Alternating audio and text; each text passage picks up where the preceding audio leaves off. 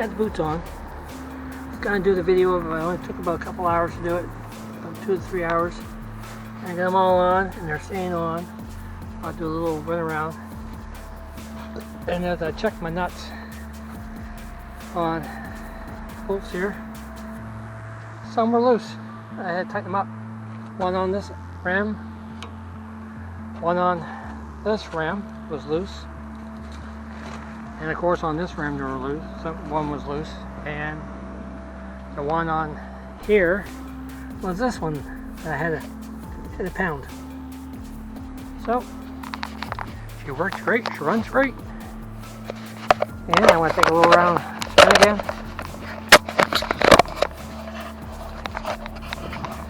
I got nothing to put my GoPro on. I have to hold it.